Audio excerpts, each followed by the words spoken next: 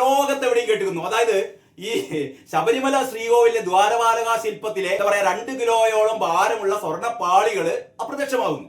അത് അവസാനം പറയുന്നത് അത് ഉരുക്കി നമ്മുടെ പോറ്റി അത് ഉരുക്കിയിട്ട് എവിടെയോ ആരെയോ ഇത് വിൽക്കാൻ വേണ്ടി ഏൽപ്പിച്ചു, ആരോ അത് വാങ്ങി, അവസാനം ഇത് കണ്ടെത്തിയത്ര, സ്വർണം കണ്ടെത്തിയത്രേ എന്ന് പറഞ്ഞാൽ ഇത്രയും കാലത്തിന് ശേഷം ഈ സ്വർണം കട്ടെടുത്ത ആൾക്കാര്, ഇത് വിറ്റ ആൾക്കാര്, വാങ്ങിയ ആൾക്കാരൊക്കെ ഇങ്ങനെ വെച്ചിരിക്കുകയാണ്. അന്വേഷണ ഉദ്യോഗസ്ഥന്മാർക്ക് കൈമാറാനേ എന്നെങ്കിലും കാലത്ത് ഒരു അന്വേഷണ ഉദ്യോഗസ്ഥൻ വരും, അപ്പൊ ഇങ്ങനെ എടുത്തു കൊടുക്കണം. ഇതാ ഞങ്ങൾ അന്ന് സ്വർണ്ണപ്പാളി ഉരുക്കിയ സ്വർണ്ണ ഇതാ, CBI വേണ്ട, ഹൈക്കോടതിയുടെ മേൽനോട്ടുണ്ടല്ലോ എന്നൊക്കെ പറഞ്ഞിട്ട് ഇവരുണ്ടാക്കിയ പ്രത്യേക അന്വേഷണ സംഘം ഇപ്പോ പറയുന്നത് എന്താണെന്നറിയോ? ഞങ്ങൾ ഇതാ കണ്ടെത്തിയിരിക്കുന്നു, സ്വർണം കണ്ടെത്തിയിരിക്കുന്നു. വാസവന് ഹാപ്പി, കാരണം ഇനി പ്രശ്നമൊന്നുമില്ല. അയ്യപ്പന്റെ സ്വർണം കട്ടുകൊണ്ടുപോയി, അയ്യപ്പന്റെ സ്വർണം കിട്ടും ചെയ്തു. അതിനിപ്പോ എന്താ? അപ്പൊ എന്താ, ഞങ്ങള് ഭയങ്കര സംഭവമല്ലേ? ഇടതുപക്ഷ മുന്നണി എന്ന് പറയുന്നത് ഭയങ്കര സംഭവം. അയ്യപ്പന്റെ സ്വർണം പോറ്റി കട്ടുകൊണ്ടുപോയി. പോറ്റിന്റെ മേലെ ആരുമില്ല, അതൊക്കെ വെറുതെ പോറ്റി കട്ടുകൊണ്ടുപോയി. അവസാനം സ്വർണം കണ്ടു കിട്ടുകയും ചെയ്തു. ഇനിയാണ്ട് അന്വേഷണം നമുക്ക് നിർത്തിക്കളാം, തീർന്നു. ഇതാണ് കൂട്ടരെ സംഭവിക്കാൻ പോകുന്നത്. അതാണ് ഇവിടെ പറയുന്നത്. വെട്ടിച്ചു പിടിച്ചു എന്നാണ് തലക്കെട്ടിട്ടോ, വെട്ടിച്ചു പിടിച്ചു.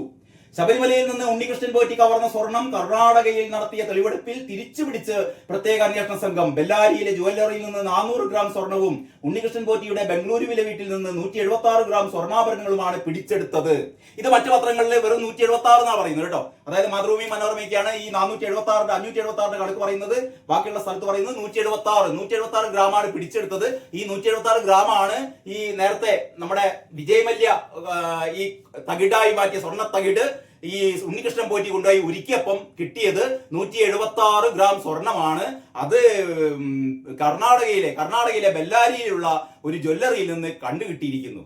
എന്ത് എളുപ്പല്ലേ? അതായത് പിടിച്ചു, അന്വേഷണ സംഘം പിടിച്ചെടുത്തോളൂ എന്നും പറഞ്ഞുകൊണ്ട് ഈ ജ്വല്ലറിക്കാരൻ ഇങ്ങനെ എന്ന് പറഞ്ഞ ഇതൊക്കെ കൃത്യമായ തിരക്കഥയാണ്. കേരളത്തിലെ ജനങ്ങളെ, കേരളത്തിലെ വിശ്വാസികളെ പറ്റിക്കാൻ വേണ്ടിയുള്ള തിരക്കഥ. അവസാനം പറഞ്ഞു ഞങ്ങൾ ഇത് അന്വേഷണം നടത്തി, എന്തു പിടിച്ചെടുത്തു? സ്വർണം പിടിച്ചെടുത്തു. ഏത് സ്വർണം? ഈ കട്ടിളപ്പാളിയിലെയും അല്ലെങ്കിൽ ഈ ദ്വാരപാലക ശില്പത്തിലെയും സ്വർണം പിടിച്ചെടുത്തു അത്രേ. ഇതൊക്കെ നമ്മൾ വിശ്വസിക്കണം. വിശ്വസിച്ചിട്ട് എന്ത് ചെയ്യണം? നമ്മൾ മൂന്നാം തവണയും പിണറായി വിജയന് നമ്മൾ ഈ ഭരണം അങ്ങോട്ട് ഏൽപ്പിച്ചു കൊടുക്കണം. ഇനിയും കൊള്ളയടിക്കും.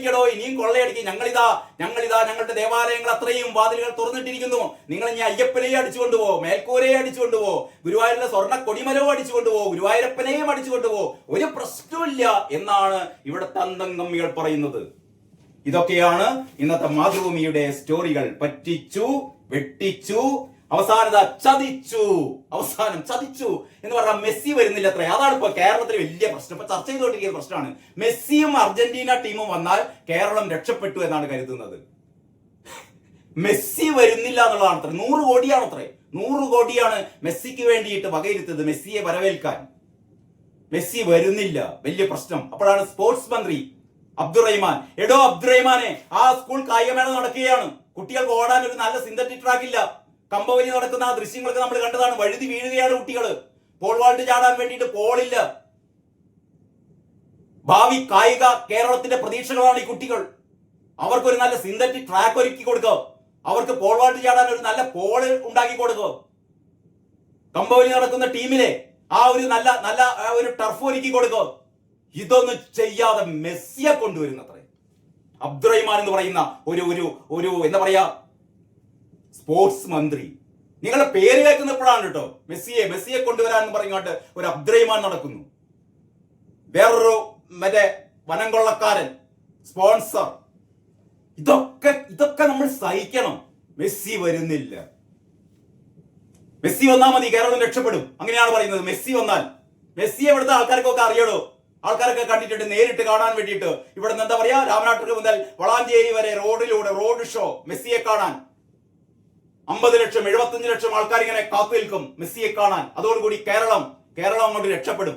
ആശാ വർക്കർമാരുടെ പട്ടിണി തീരും. മെഡിക്കൽ കോളേജുകളിലൊക്കെ ചികിത്സാ ഉപകരണങ്ങൾ എത്തും. സപ്ലൈകോയിൽ സാധനങ്ങൾ എത്തും.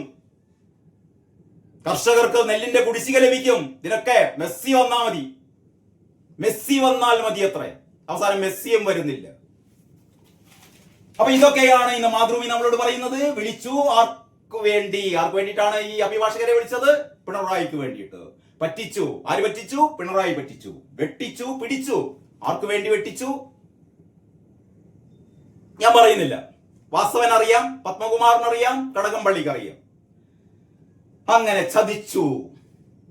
മെസ്സിയും ചതിച്ചു എന്നാ പറയുന്നത്.